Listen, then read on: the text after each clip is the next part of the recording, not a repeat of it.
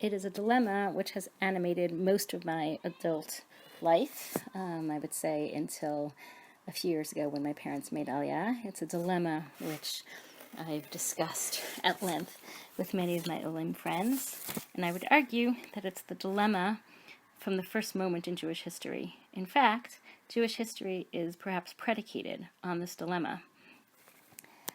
The very first mitzvah, the foundational mitzvah given to Abraham, Lech lecha me'artzecha u'mimoladetecha u'mibeit avicha, sets up the dilemma right there.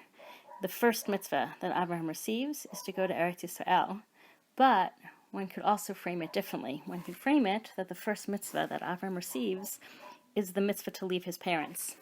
In fact, the problem is so staunch, so overwhelming, in fact, that in one of the versions in Midrash Rabbah in Bereshit Rabbah, the Midrash actually suggests that Parshat Noach concludes with the death of Terach, even though the calculations would indicate that Terach was alive when Abraham left. The Midrash suggests that Parshat Noach concludes with Terach's death in order to kind of cover up for the fact that the first mitzvah that Abraham receives is to leave, to abandon his father. In fact, the way the Midrash says it is so strong. Lefi shaya Avraham Avinu mefached v'omer etzei v'yuli mechalalin bi shem shamayim. Avraham Avinu was afraid that he would leave, and people would say it would cause a chilul Hashem. V'omrim heniach aviv v'holech lo le'itziknato. They would say that he abandoned his father in his old age. Amar le HaKadosh Baruch Hu. So to calm Avraham's fears, HaKadosh Baruch Hu says to him, Lecha ani potercha mi kibbud aveim, ve'ein ani poter la'acher mi kibbud aveim. You, Avraham, I exempt you from kibbud aveim, but I do not exempt others from kibbud aveim. V'lo od ela she'ani makdim mitato li'tziatcha. Not only that, Hashem tells him, but I will even, in the text, I will precede your departure with the report of your father's death so that it would not cause Echil Hashem. So in a certain sense, the Midrash here has kind of blown Abraham's cover that HaKadosh Baruch has tried to give him and has really brought the dilemma to light. Is it really, in fact, a mitzvah to leave one's parents in order to go to Eretz Yisrael? The Midrash, obviously, in resolving one part of the dilemma, just raises another. Is it really true then? Is the Midrash saying that lecha, right? The Midrash is picking up on lech lecha, as several different Midrashic versions do, but in this version, the Midrash is saying the lecha is because it's exclusive to you, Abraham. It is only to you that I would give the mitzvah to leave your parents, but this is not a mitzvah for your descendants. For your descendants, they would not be allowed to leave the parents. So the Midrash, on the other hand, flips it in the opposite direction and suggests that no, we actually can't leave our parents to make aliyah,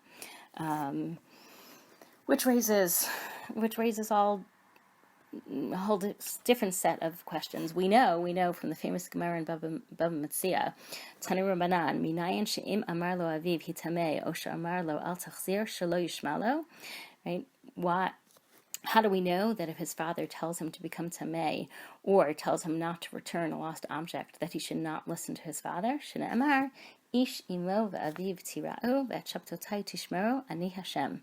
Because the verse says that a man should fear his mother and father and keep my Shabbat. I am God. Kuchem chayavin b'chvodi. Right. The Breita picks up on the end of the pasuk, the conclusion of the pasuk, saying ani Hashem, that the conclusion is the ultimate decider is ani Hashem, right? If you have a dilemma between, on the one hand, ish imo v'aviv tiraru, and on the other hand, between et shabtotai tishmeru, the deciding factor is ani Hashem. You are all obligated in my honor, and therefore that kvodzi wins if there is a conflict between the two mitzvot. That we know that, famously, that is our guiding principle in navigating conflicts between honoring parents and other mitzvot, is that ani Hashem, other mitzvot take precedence. But here, the Midrash seems to be suggesting that that is not the case in terms of aliya la'aretz. There are many ways to resolve this question. One could resolve it by perhaps suggesting that the nature of the mitzvah of aliya la'aretz is such that it doesn't override, because of the nature of the mitzvah of aliya la'aretz, is it actually a mitzvah, an active mitzvah d'aseh, like the Ramban says. Famously, the Rambam does not quote it as a mitzvah d'aseh, so perhaps that is the reason. Even if it is a mitzvah d'aseh, perhaps, like Rav Moshe Feinstein argues, it's a mitzvah kiyumit. It's a positive mitzvah if we do it, but not an obligatory mitzvah. So certainly this sugya might shed light on the nature of the mitzvah of aliya la'aretz. It's also halachically, we might want to look further into the dichotomy between the mitzvah of Kibbud Avim versus the mitzvah of Yir'ah. I would like, however, to take this perhaps in a slightly different direction, in a slightly less halachic direction. There's no doubt that there's a tremendous amount of halachic literature on this question. It is, as I said, it's the question, the original question of the Jewish people that Abraham seems to raise in this midrash, and it's a question which has been discussed by the Tashbates in the 14th century, by the Mabits in the 16th century, in the 20th century, by the Tzitz Eliezer, by Ravad Yosef. One can certainly have an extensive halachic conversation about this question.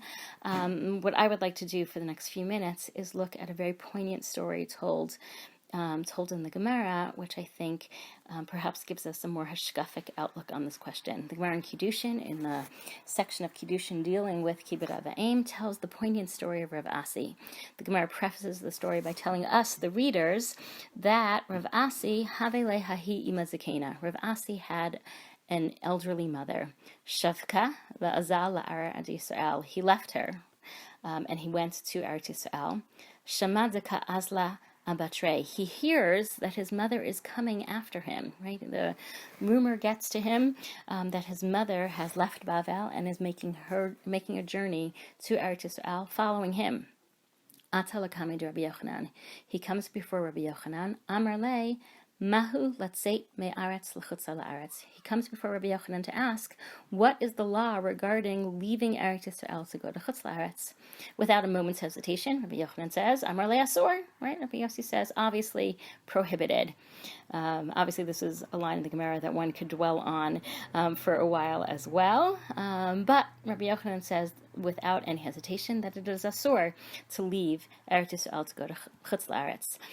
This was apparently a model of how not to ask a shaila, because we, the readers, know that the reason Rav Asi wants to leave is because he's heard his mother's making this arduous journey on her own.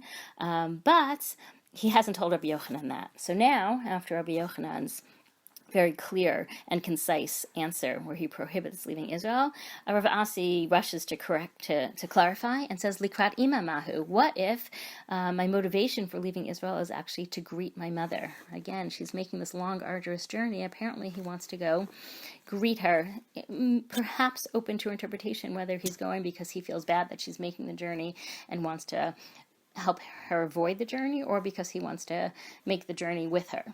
Amar le Eini Yodea. So here we have a surprising turn. Rabbi Yochanan, the Gadol Hador, looks at Rabbi Asi and says, I don't know.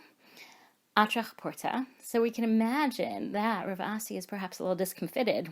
What's his next step after Rabbi Yochanan has told him, I don't know the answer to your question. So he waits a little bit. Hadar Ata, and he comes back. Amar le Asi, nitrotzeit latzeit, hamakom yachzircha l'shalom. Rabbi Yochanan looks at Rabbi Asi when he returns to ask the question a second time, and he says, if it is your will to leave, then hamakom, God will return you in peace.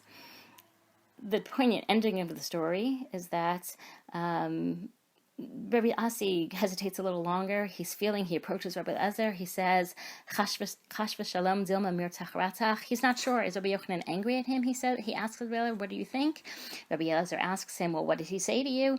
And he repeats, Amar le, hamakom yachzircha l'shalom. Rabbi Yochanan's answer, which was again an unclear answer.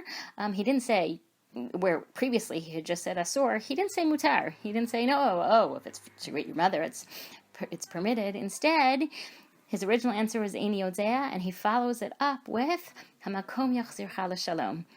Amarle ve'im ita deratachle, and if he was angry at you, then lo hamavarach lach, he would not have given you that blessing.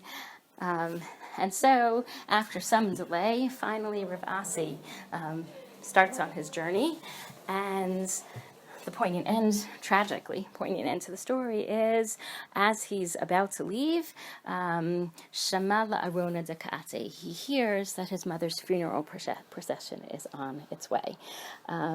Maybe avoiding the depth of the poignant ends, I'd like to focus on that answer that he did give, Hamakom Yachzircha L'Shalom, and really question, as Rav Asi himself didn't fully understand the nature of that answer. It's open to interpretation. Hamakom yachzircha l'shalom. Rashi says, yachzircha ad makomcha, that he's actually giving him a blessing to go back to Bavel. He says, God should return you to your original place, your original home, your mother's home, in peace. The Maharsha says, no. He's not actually giving him a bracha to return to Bavel. He's actually giving him a bracha to return to Eretz Yisrael. Yes, leave, but come back. And that has perhaps halachic import, that he's making his departure from Eretz Yisrael contingent upon it being a temporary departure, right? That he's leaving with the clear intention of returning, either with his mother or when his mother no longer needs him. That's kind of the more halachic ramifications. But in fact, as Rabbi Lazar points out to him, he has given him a bracha. And perhaps that bracha sheds light on the original answer, the original kind of surprising, perplexing response. The Rabbi Yochanan's original answer is just, I don't know, Eini Yodea.